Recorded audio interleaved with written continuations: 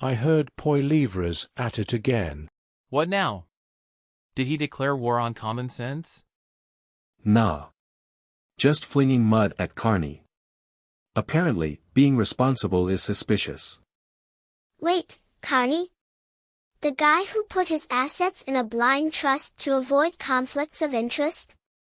That Carney? Ding ding ding. But Poilievre's acting like Carney's got secret treasure buried under Parliament. Classic deflection. No platform. No problem. Just yell, corruption, and hope nobody notices you have zero plans. Seriously. It's like accusing a cat of sleeping too much. We all do it. What else you got? Poilievre's game is clear. When you can't build, you bulldoze. Right.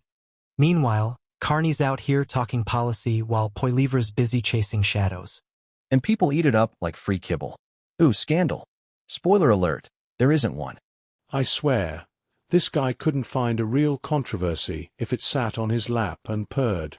But hey, distractions work. Unless we wake up and vote like our future depends on it. No pressure, Canada. Just the fate of the country. I am kidding you not.